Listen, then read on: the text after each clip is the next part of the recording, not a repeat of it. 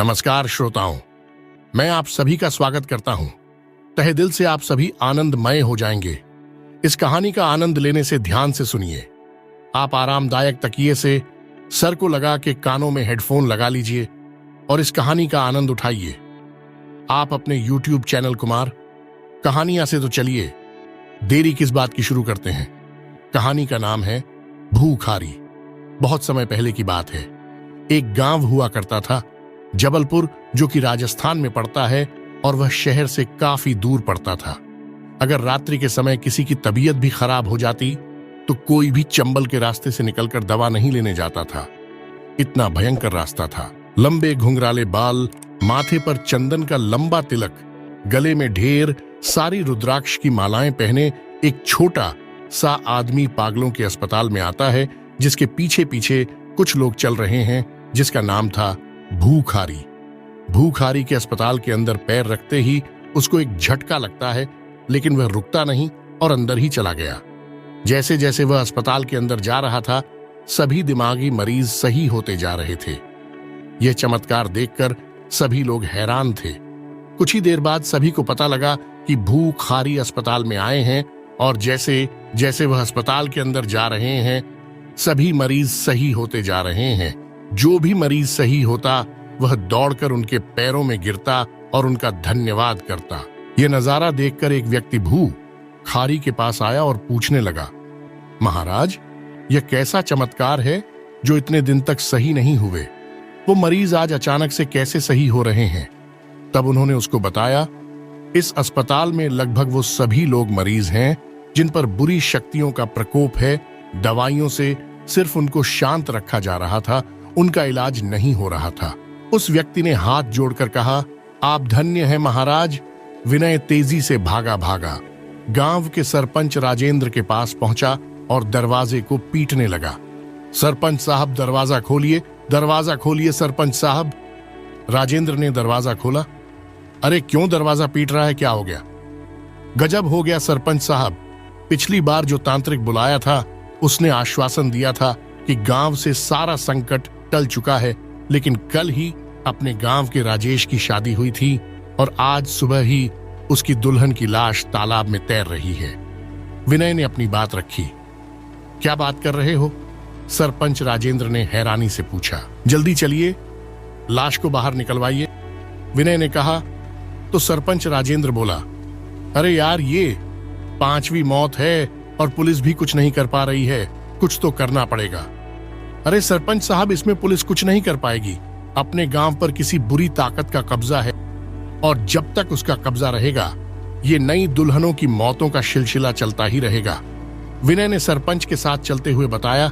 सही कहा, बड़े विद्वान से इसका सही पक्का इलाज करवाना पड़ेगा, सरपंच ने कहा। इसके बाद वो दोनों जल्दी जल्दी से गांव के तालाब की ओर चले गए। तालाब में तैर रही लाश को सभी लोग बाहर खड़े होकर देख रहे थे। तभी वहां सरपंच और विनय पहुंचे और लोगों से कहा, निकालो लाश को बाहर। तभी 2 लोग तालाब के अंदर घुसे और लाश को बाहर निकाल लाए। सभी लोग आपस में बातें कर रहे थे। अपने गांव पर कोई बहुत बुरी ताकत का साया है। पिछले 8 महीने में हुई सभी शादियां मौत के मुंह में गई हैं, भी दुल्हन नहीं बच पाई। 2 आदमी आपस में बातें करते हुए बोले। सरपंच राजेंद्र अपने घर के आंगन में कुछ लोगों के साथ बैठा हुआ था। पास गांव का चौकीदार विनय खड़ा हुआ था। अब तक जितने भी आए हैं, सबके सब ढोंगी बाबा आए हैं। इस बार चाहे जितना घूमना पड़े, कोई महान ज्ञानी महापुरुष को ढूंढो जो इस समस्या का समाधान कर सके, सरपंच ने हुक्का पीते हुए सभी लोगों से कहा। सरपंच के ये शब्द सुनते ही उनमें से एक व्यक्ति बोला, ढूंढने की जरूरत नहीं है, मैं जानता हूं कैसे महाराज को जो इस समस्या का समाधान कर सकते हैं, लेकिन उनका ठिकाना बहुत दूर है। चाहे जितना दूर हो तुम बताओ तो सही, ऐसे बर्बाद हो जाएगा, लेकिन ये बात तो पक्की है ना कि वो ढोंगी नहीं है। सरपंच ने उस व्यक्ति की ओर देखते हुए कहा। तो उस आदमी ने अपनी बात जारी रखते हुए कहा, सुना है कि एक बार वो किसी पागलों के अस्पताल में गए थे। उनके वहां जाने से लगभग सभी दिमागी मरीज सही हो गए थे, क्योंकि उनको दवाई की जरूरत नहीं थी।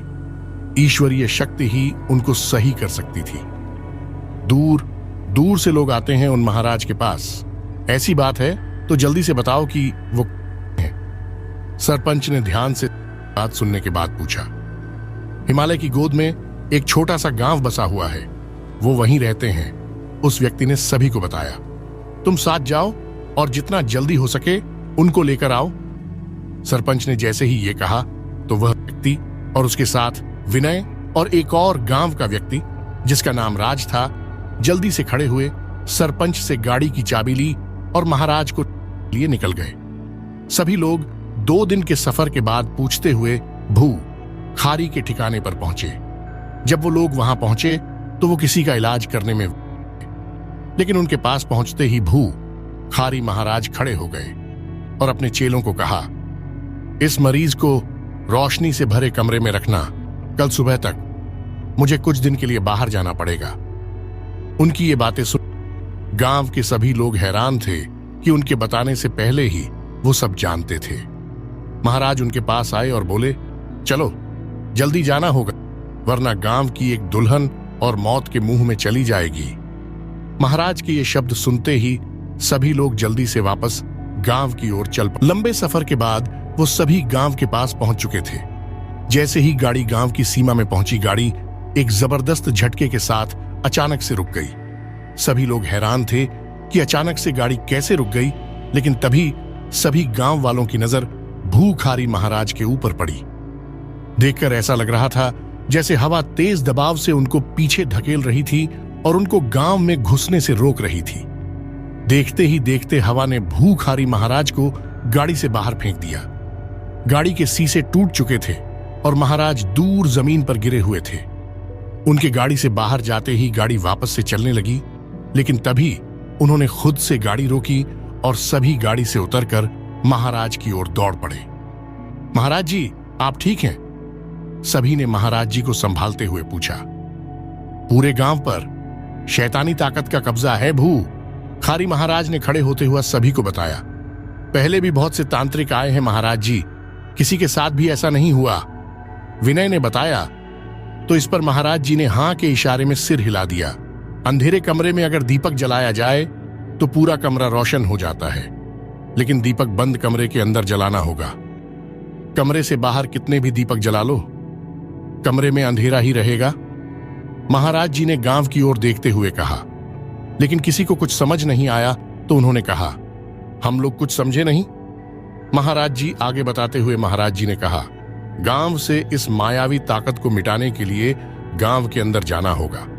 तुम लोग गांव के अंदर जाओ और शमशान से चिता की राख उठाकर मेरे पास लेकर आओ, तब तक मैं यहीं इंतजार करता हूं। ठीक है महाराज जी। इतना कहकर सभी लोग गाड़ी लेकर शमशान की ओर चल पड़े। वो सभी लोग शमशान गए और चिता की राख लेकर जल्दी से वापस महाराज जी के पास पहुंचे और राख महाराज जी को दे दी।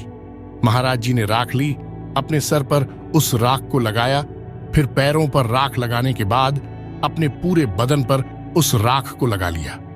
चलो अब गांव के अंदर। इतना कहकर महाराज जी गांव की ओर चल पड़े।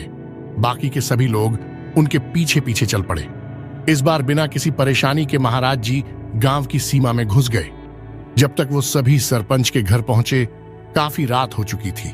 वहां पहुंचते ही महाराज जी बोले, जल्दी से मीठी खीर बनाने का इंतजाम करो, वो भी पूरे गांव के लिए, क्योंकि गांव के हर घर और हर आदमी को वो खीर खिलानी होगी।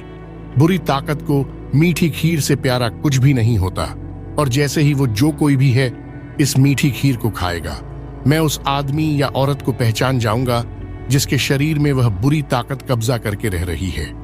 और हाँ, पूरे गांव वालों को यह सूचना दे दी जाए कि खीर या खीर हर किसी को जरूर खानी है। यदि किसी ने नहीं खाई तो उसकी मौत निश्चित है।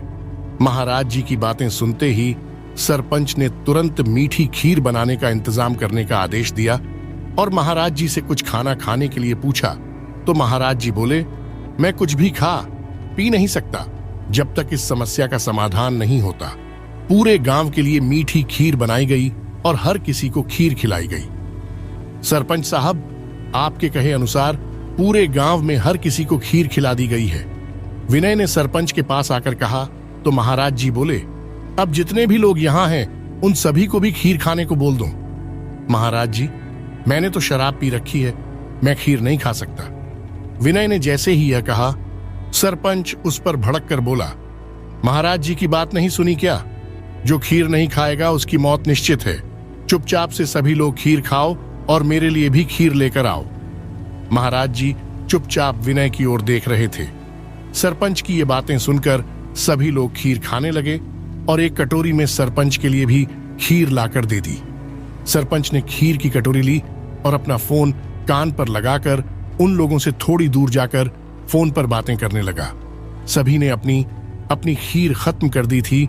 तभी सरपंच भी वहां अपनी खाली कटोरी लेकर वहां आए और बोले, खीर तो बहुत स्वादिष्ट बनी है, और लेकर आऊं क्या सरपंच साहब? विनय ने पूछा। अरे नहीं, पेट है, कुंवा नहीं, पेट भर गया है। इतना कहकर सरपंच अपनी कुर्सी पर बैठ गया। यह सब होते होते रात के 12 बज चुके थे। अब आराम से सभी सो जाओ और मेरे सोने का इंतजाम भी कर दो।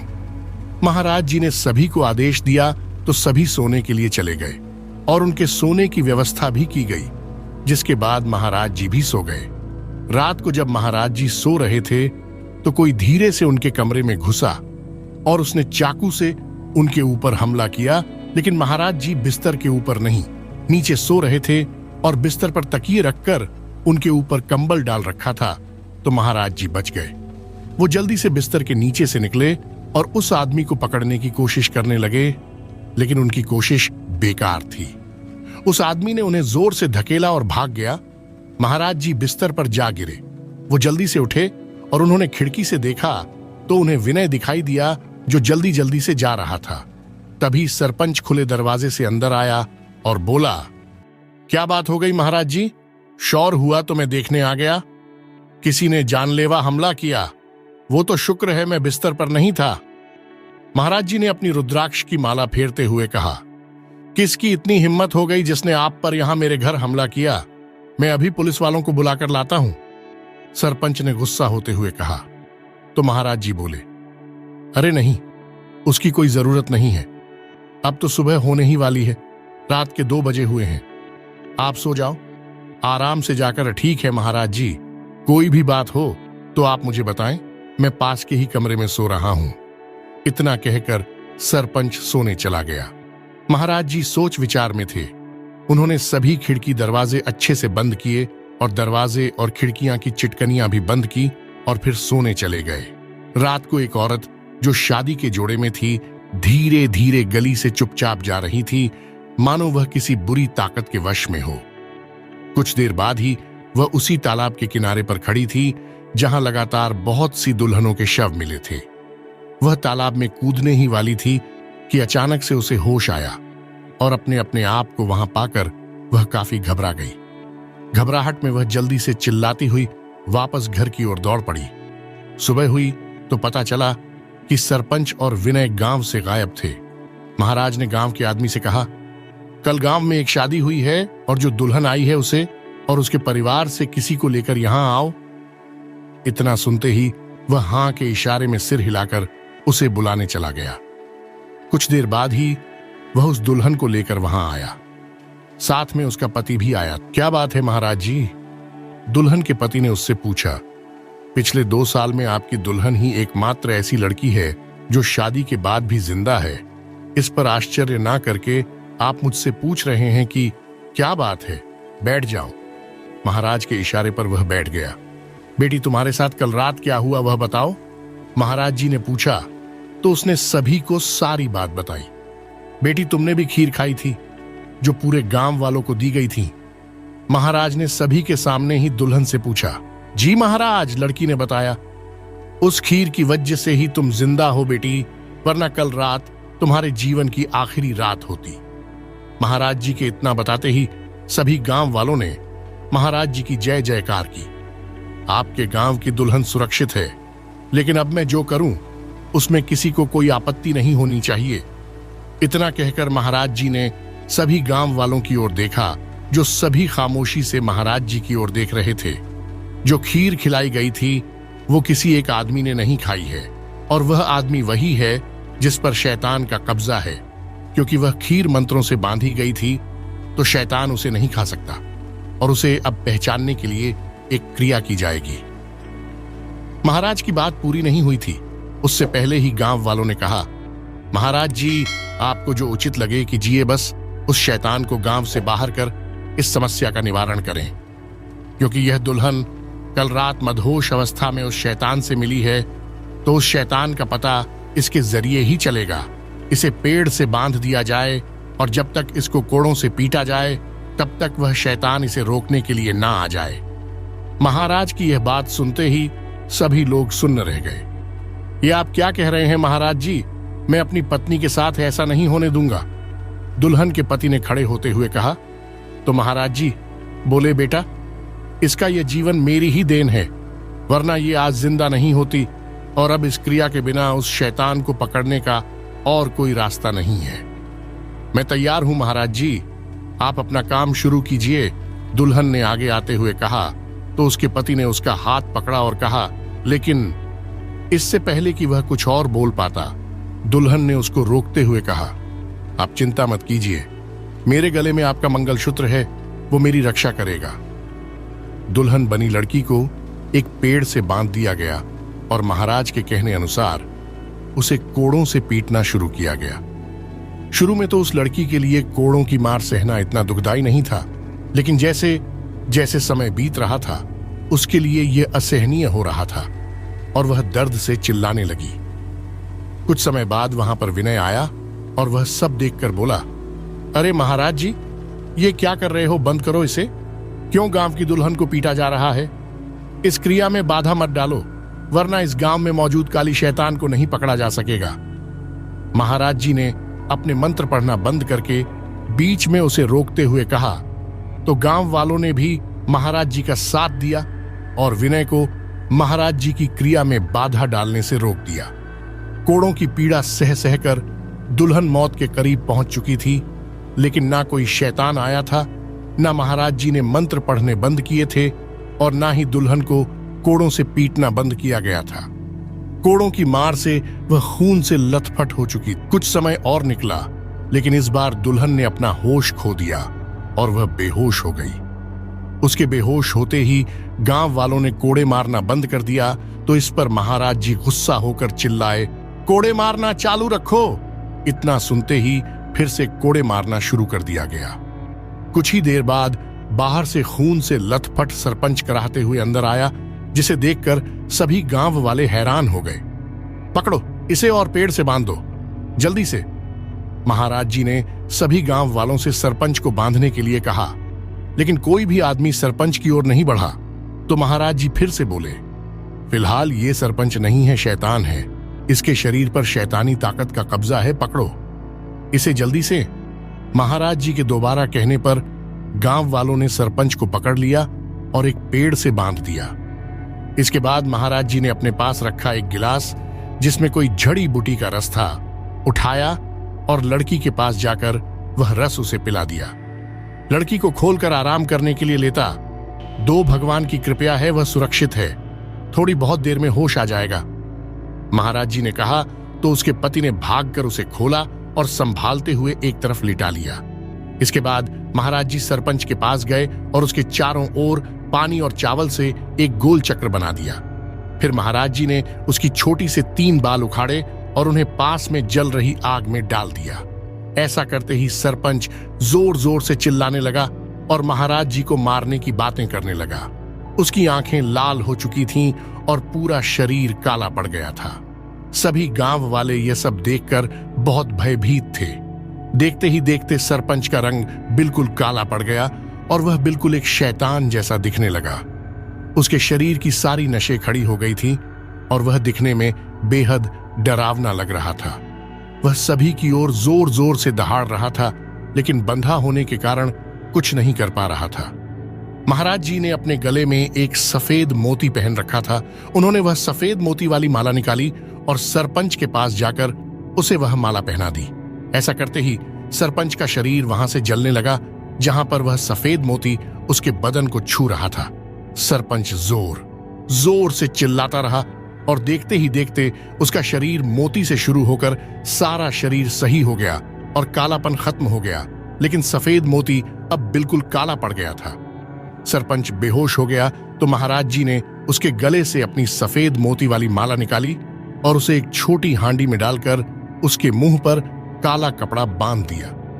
उस हांडी को अपने थैले में डालकर महाराज जी ने कहा, अब तुम्हारा गांव इस शैतान से आजाद है। सरपंच को पानी पिला दो, जल्दी ही होश आ जाएगा, और मेरे लिए खाने का इंतजाम कीजिए, काफी भूख लगी है। अब सब कुछ ठीक हो चुका था। गांव की वह दुल्हन और सरपंच दोनों ही सुरक्षित थे और सभी बैठकर खाना खा रहे थे। तभी महाराज जी के पास बैठे विनय ने पूछा, महाराज जी, ये शैतान कौन और कहां से आया था? कुछ बताइए तो सही की, ये सब क्या था? महाराज जी ने बताना शुरू किया, यह इस गांव का ही एक आदमी था जो शैतान बन गया था। कुछ साल पहले एक आदमी को गांव वालों ने चौराहे पर पत्थर मार मार के मार डाला था, क्योंकि उस पर गांव की नई दुल्हन का रेप करने का आरोप था। लेकिन सच्चाई यह नहीं थी। वह दुल्हन उसे प्यार करती थी, लेकिन उस समय उसने भी उसका साथ नहीं दिया और मरने के लिए छोड़ दिया। उसकी भटकती हुई आत्मा ने कड़ी तपस्या करके वो महाशक्ति हासिल की, जिसकी मदद से वह किसी का भी शरीर धारण कर रह सकती थी। और उसने सरपंच का शरीर चुना और सबसे पहले उसी दुल्हन को अपना शिकार बनाया। और उसके बाद हर नई दुल्हन को जो भी गांव में शादी करके आती थी, इतना ही नहीं, उसने महाशक्ति हासिल करके इस पूरे गांव को अपना माया जाल बना लिया था, जिसमें कोई भी अच्छाई प्रवेश नहीं कर सकती थी। और उस आदमी का नाम था भूखारी। इतना सुनते ही सब सुन्न रह गए। महाराज जी, आपका नाम भी तो भूखारी है? विनय ने खाना खाना बंद करके पूछा। हाँ, महाराज जी ने सर हिलाकर कहा। तो श्रोताओं, आज की यह कहानी सुनकर आप सभी को कैसा लगा, हमें कमेंट बॉक्स में जरूर बताएं। और हाँ, एक जरूरी बात, आपको अगर यह कहानी पसंद आई तो वीडियो को लाइक करना ना भूलें। साथ ही साथ हमारा चैनल सब्सक्राइब करके रखें, ताकि हम अगली बार अच्छी और सच्ची घटनाओं पर आधारित कहानी आप तक पहुंचा सकें। I pray to god that you have a good time. नहीं समझे, मैं ईश्वर से प्रार्थना करता हूं आपका समय मंगलमय हो।